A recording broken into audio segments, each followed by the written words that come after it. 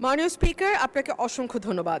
মাননীয় স্পিকার, কেন যেন অপ্রিয় বিষয়গুলো আমার ভাগেই আসে। গতকাল টিআইবি একটি রিপোর্ট দিয়েছে, সেই রিপোর্টে বলা হচ্ছে সরকারের 100 দিনে 605টি খুন।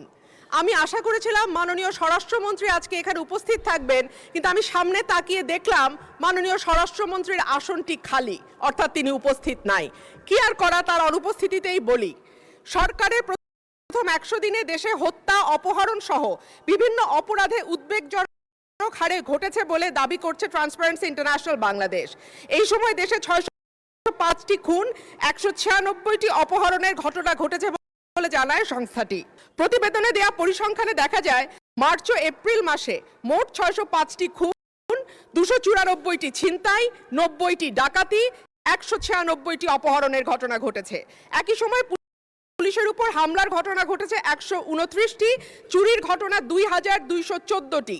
এছাড়া নারী ও শিশু নির্যাতনের ঘটনা ছিল 3478 থেকে 102 জন, গণধর্ষণের শিকার 30 থেকে 36 এবং ধর্ষণের শিকার শিশুর সংখ্যা 49 থেকে 71 জন।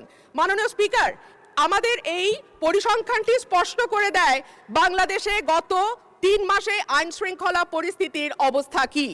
আমি বলেছিলাম যে এই সরকারের অর্থনীতি এবং আইন শৃঙ্খলা এই দুটো বিষয়ে যারা মন্ত্রণালয়ের দায়িত্বে আছেন তাদের উপরে নির্ভর করবে 50 ভাগ এবং বাকি 50 ভাগ অন্যান্য মন্ত্রণালয়ের উপরে, যে এই সরকারটি কতটুকু সফল বা ব্যর্থ হবে।